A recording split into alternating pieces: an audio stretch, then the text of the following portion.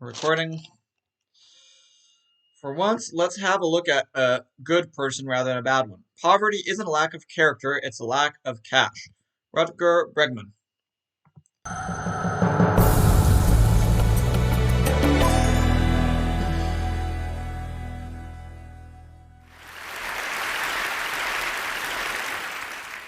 I'd like to start with a simple question. Why do the poor make so many poor decisions? I know it's a harsh question, but take a look at the data. The poor borrow more, save less, smoke more, exercise less, drink more, and eat less healthfully. Why? Well, the standard explanation was once summed up by the British Prime Minister Margaret Thatcher, and she called poverty a personality defect. A lack of character, basically. Now, I'm sure not many of you This is pretty much what all Republicans believe, practically. would be so blunt. But the idea that there's something wrong with the poor themselves is not restricted to Mrs. Thatcher. Some of you may believe that the poor should be held responsible for their own mistakes, and others may argue that we should help them to make better decisions. But the underlying assumption is the same. There's something wrong with them. If we could just change them, if we could just teach them how to live their lives, if they would only listen. And to be honest, this was what I thought for a long time. Really? It was only a few years ago that I discovered that everything I thought I knew about poverty was wrong. It all started when I accidentally stumbled upon a paper by a few American psychologists. They had traveled 8,000 miles all the way to India for a fascinating study. And it was an experiment with sugarcane farmers. You should know that these farmers collect about 60% of their annual income all at once, right after the harvest. And this means that they're relatively poor one part of the year and rich the other. And the researchers asked them to do an IQ test before and after the harvest. What they subsequently discovered completely blew my mind. The farmers scored much worse on the tests before the harvest. The effects of living in poverty, it turns out, correspond to losing 14 points of IQ. Now, to give you an idea, that's comparable to losing a night's sleep or the effects of alcoholism. A few months later, I heard that Elder Shafir, a professor at Princeton University and one of the authors of this study, was coming over to Holland, where I live. So we met up in Amsterdam to talk about his revolutionary new theory of poverty. And I can sum it up in just two words: scarcity mentality. It turns out that people behave differently when they perceive a thing to be scarce. And what that thing is doesn't much matter, whether it's not enough time, money, or food. You all know this feeling when you've got too much to do, or when you've put off breaking for lunch and your blood sugar takes a dive. You know, this narrows your focus to your immediate lack, to the sandwich you've got to have now, the meeting that's starting in 5 minutes, or the bills that have to be paid tomorrow. So the long-term perspective goes out the window. You could compare it to a new computer that's running 10 heavy programs at once. It gets slower and slower, making errors. Eventually it freezes, not because it's a bad computer, but because it has too much to do at once. Now, the poor have the same problem. They're not making dumb decisions because they are dumb, but because they're living in a context in which anyone would make dumb decisions. So suddenly, I understood why so many of our anti-poverty programs don't work. Investments in education, for example, are often completely ineffective. Poverty is not a lack of knowledge. A recent analysis of 201 studies on the effectiveness of money management training came to the conclusion that it has almost no effect at all. Now, don't get me wrong. This is not to say that the poor don't learn anything. They can come out wiser, for sure. But it's not enough. Or, as Professor Shafir told me, it's like teaching someone to swim and then throwing them in a stormy sea. I still remember sitting there, perplexed. Poverty I agree with everything he says here. Poverty is, he's going to say it. It's because it's in the title. It's a lack of cash. Yeah, that basic income. You just go and give them money. Poverty, I mean, just by definition, poverty is that you don't have enough money. So obviously, if you want to solve poverty, just give people money. And it struck me that we could have figured this all out decades ago. I mean, these psychologists didn't need any complicated brain scans. They only had to measure the farmer's IQ, and IQ tests were invented more Well, you just needed to be rational to realize that basic income was a good idea. You could have done it hundreds of years ago. than 100 years ago. Actually, I realized I'd read about the psychology of poverty before. George Orwell, one of the greatest writers who ever lived, experienced poverty firsthand in the 1920s. The essence of poverty, he wrote back then, is that it annihilates the future. And he marveled at, quote, how people take it for granted they have the right to preach at you and pray over you as soon as your income falls below a certain level. Now, those words are every bit as resonant today. The big question is, of course, what can be done? Modern economists have a few solutions up their sleeves. We could help the poor with their paperwork or send them a text message to remind them to pay their bills.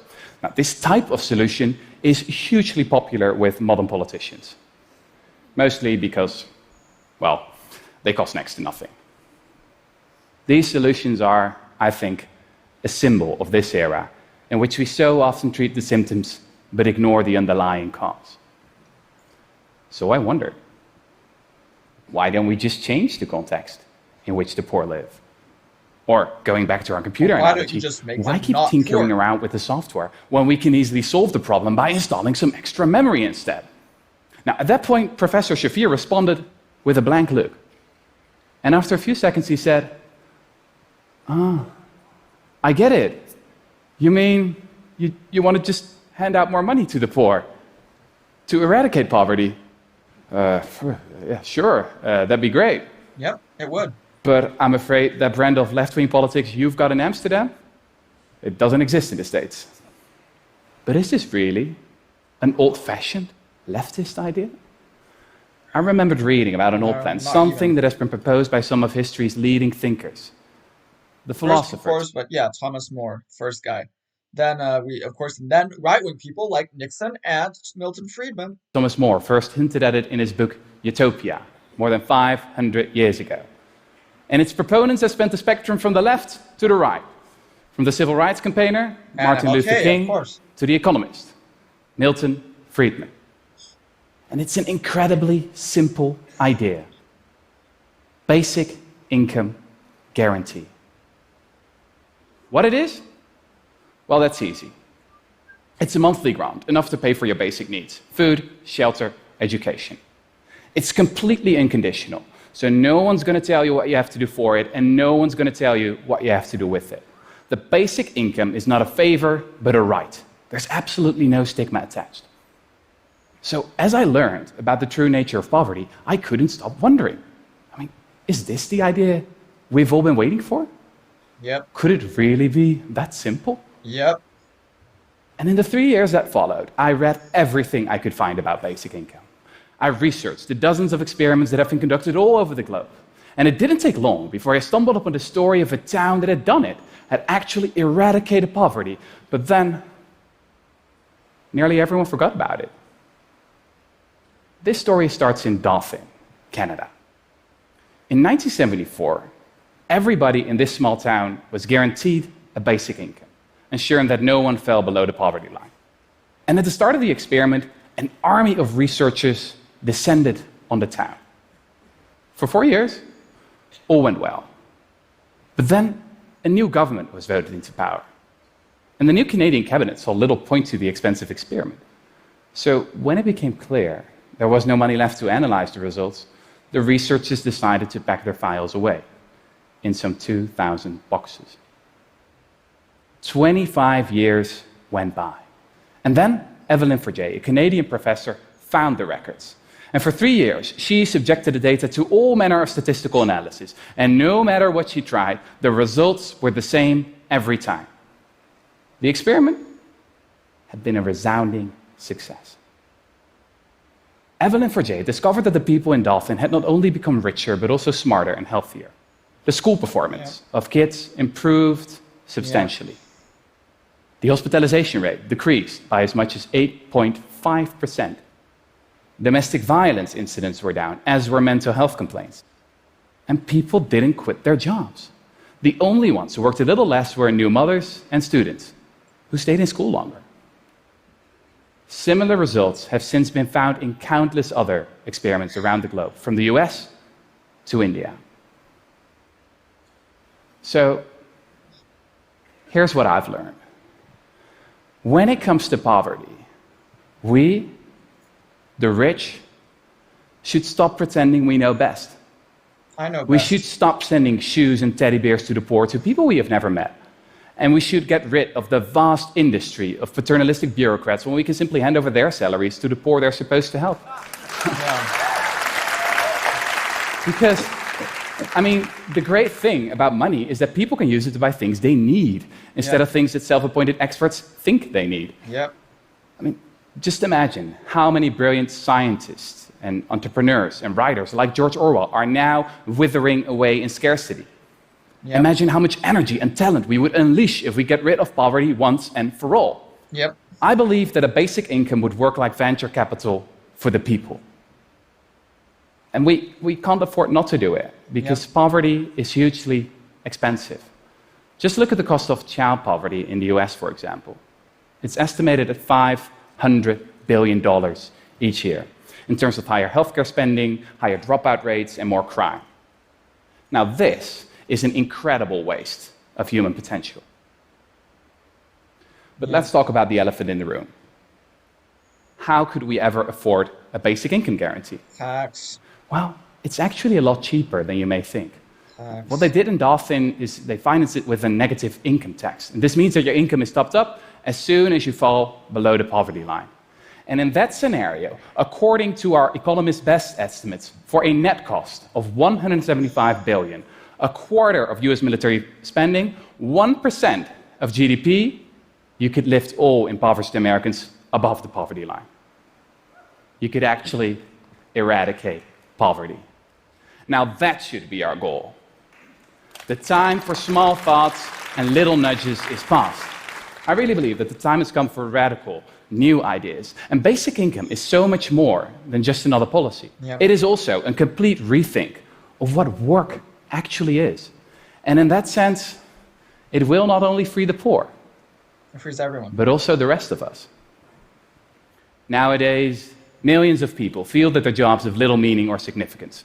A recent poll among 230,000 employees in 142 countries found that only 13% of workers actually like their job. Big surprise. And another poll found that as much as 37% of British workers have a job that they think doesn't even need to exist. It's like Brad Pitt says in Fight Club. Too often, we're working jobs we hate so we can buy shit we don't need. Exactly. Now, don't get me wrong. Exactly. And all these right-wingers are just saying, oh, you just gotta work and it's so important for the economy and just die if you don't work. And they completely ignore that, like, lots of jobs are useless and, like, maybe people would rather, like, have a less productive economy if it could just mean having more leisure. I mean, I'm not talking about the teachers and the garbage men and the care workers here. If they'd stop working, we'd be in trouble. You know, I'm talking about all those well-paid professionals with excellent resumes who earn their money during strategic transsector peer-to-peer meetings while brainstorming the value add-on of disruptive co-creation in the network society. Or something like that. Just imagine again how much talent we're wasting simply because we tell our kids they'll have to earn a living. Or think of what a math whiz working at Facebook lamented a few years ago. The best minds of my generation are thinking about how to make people click ads. I'm a historian. And if history teaches us anything, it is that things could be different. There is nothing inevitable about the way we structured our society and economy right now. Ideas can and do change the world. And I think that especially in the past few years, it has become abundantly clear that we cannot stick to the status quo, that we need new ideas. I know that many of you may feel pessimistic about a future of rising inequality, xenophobia, and climate change. But it's not enough to know what we're against. We also need to be for something. Martin Luther King didn't say, "I have a nightmare." He had a dream. So, here's my dream. I believe in a future where the value of your work is not determined by the size of your paycheck, but by the amount of happiness you spread and the amount of meaning you give. I believe in a future where the point of education is not to prepare you for another useless job, but for a life well lived. I believe in a future where an existence without poverty is not a privilege, but a right we all deserve. So here we are. Here we are. We've got the research, we've got the evidence, and we've got the means. Now, more than 500 years after Thomas More first wrote about basic income, and 100 years after George Orwell discovered the true nature of poverty, we all need to change our worldview. Because poverty is not a lack of character. Poverty is a lack of cash. Thank you. Yep.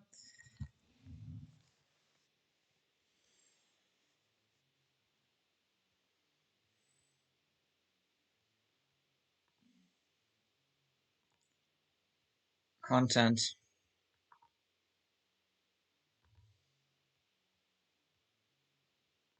Oh crap, I stopped.